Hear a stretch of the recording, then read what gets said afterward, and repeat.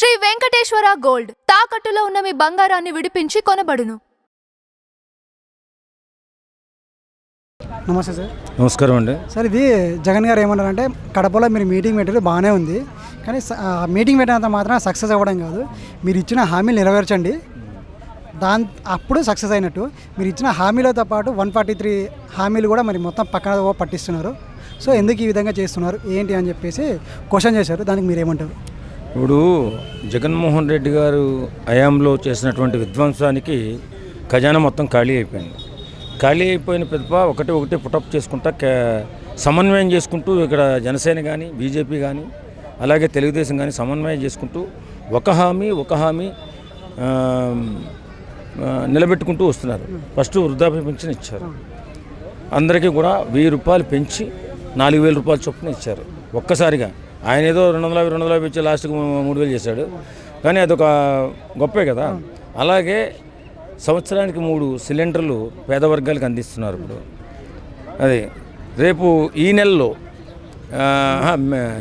June నెలలో free bus ఏదో ప్రవేశపెడుతున్నారు.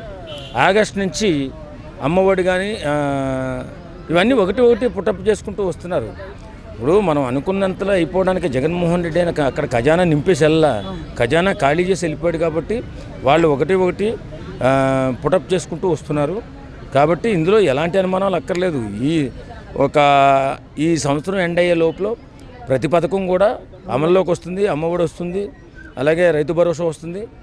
ఇవన్నీ కూడా ఖచ్చితంగా నెరవేరుస్తారు చంద్రబాబు నాయుడు గారు, పవన్ కళ్యాణ్ గారు. దాని గురించి ఎవరు ఆందోళన పడాల్సిన అవసరం లేదు. ఈ ఇతర అసలు ఎక్కువ ఆందోళన పడాల్సిన అవసరం లేదు జగన్మోహన్ రెడ్డి. ఎందుకంటే ఆయన చేసిన విధ్వంసం అంతా ఇంత కాదు. ఆయనకి తెలియక, ప్రభుత్వాన్ని ఎలా నడపాలో తెలియక సంక్షేమ పథకాలు పెట్టి అన్ని వ్యవస్థలను సర్వనాశనం చేసేసిన వ్యక్తి ఎవడైనా ఉన్నాడంటే అది జగన్మోహన్ రెడ్డి గారు. కాబట్టి వేళ ఏదో అన్నీ తెలిసిన వాళ్ళకి మాట్లాడితే ఆంధ్ర ప్రజలు నమ్ముతారు. ఇతన్ని ఎందుకు నమ్ముతారు? నువ్వు ఉద్యోగ అవకాశాలు కల్పించడానికి కంపెనీలే పెట్టలేదు, ఫ్యాక్టరీలు కట్టలేదు, ఐటీ కంపెనీలు నిర్మించలేదు, 3 రాజధానులు అని చెప్పి ఎక్కడ ఒక రాజధాని కూడా నిర్మించలేదు. ఏదో పరిపాలన చేసావు, వచ్చిన డబ్బునంతా రెవెన్యూని భూములన్నీ తాకట్లు పెట్టినాయి, అన్నీ కూడా సంక్షేమ పథకం రేపులో కొంతమందికి ఇచ్చి కొంతమంది మీ సొంత దోపిడీదారులతో దోపిడీ చేయించుకున్నాడు. కాబట్టి ఆయన మాట్లాడే మాటలను ఎవరు కూడా ఇప్పుడు నమ్మే పరిస్థితిలో లేరు. కూటమి ప్రభుత్వం బ్రహ్మాండంగా పరిపాలన చేస్తుంది. అంతకంటే బ్రహ్మాండంగా వచ్చే సంవత్సరం నాటికి బ్రహ్మాండంగా ప్రతి పథకం కూడా అమలు చేసి తీరుతుంది. అంటే ఇక్కడ మామూలుగా తెలంగాణలో వచ్చేసి కాంగ్రెస్ ప్రభుత్వం వచ్చినప్పుడు 1 year వరకు ఆగుదాము, వాళ్ళ పరిపాలన ఏ విధంగా ఉంటుందో చూద్దాము, దాని తర్వాత మనం క్వశ్చన్ చేద్దామని చెప్పేసి మన తెలంగాణలో అన్నారు. అదేవిధంగా ఏపీలో ఎందుకు చేయట్లేదని చెప్పేసి కొందరు అంటున్నారు. దానికి మీరేమంటారు? అంటే అవకాశం ఇవ్వట్లేదంట, 1 year అవుతుంది అనేసి ప్రతిసారి ప్రెజర్ పెడుతున్నారు. ప్రెజర్ పెట్టకుండా ఒక టైం ఇచ్చి చూడండి, చేస్తామా చేయమా, దాని తర్వాత మీరు మమ్మల్ని క్వశ్చన్ చేయండి అని చెప్పేసి అంటున్నారు. అంటే నిజమే కదా ఒక విధంగా, ఆ విధంగా చూస్తే. సో దానికి ఏమంటారు మీరు? ఇప్పుడు జగన్మోహన్ రెడ్డికి ఏం పని లేదండి. ప్యాలెస్లో కూర్చుని ఇలాంటి డైలాగ్స్ అన్నీ రాసిస్తే మాట్లాడుతూ ఉంటాడు. ఆయనకి పరిపాలనా విధానం తెలియక కదా రాష్ట్రాన్ని సర్వనాశనం చేసింది.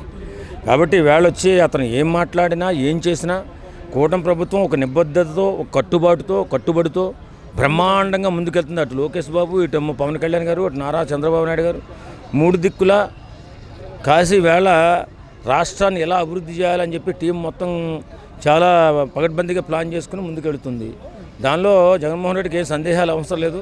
నీకు సందేహాలు ఏమన్నా ఉంటే తప్పనిసరిగా నువ్వు అసెంబ్లీకి రా, అసెంబ్లీకి వచ్చి అసెంబ్లీలో మాట్లాడు. ఏదైనా ఒక సమస్య పరిష్కారం అవ్వాలంటే ఖచ్చితంగా అసెంబ్లీలో మాత్రమే పరిష్కారం అవుతుంది. బయట రోడ్డు మీదకి వచ్చి నువ్వు ఎంత మాట్లాడినా గాలి మాటల కింద వెళ్ళిపోతాయి. అసెంబ్లీలో గట్టిగా పోరాటం చేయాలా. అసెంబ్లీలో మీరు ఎందుకు చేయట్లేదని చెప్పి వాళ్ళు జగన్మోహన్ రెడ్డి గారు మాట్లాడాలి. ఎందుకంటే అమలు చేసే బాధ్యత వాళ్ళదైనా అమలు చేయించే బాధ్యత ప్రతిపక్షంగా జగన్మోహన్ రెడ్డిది.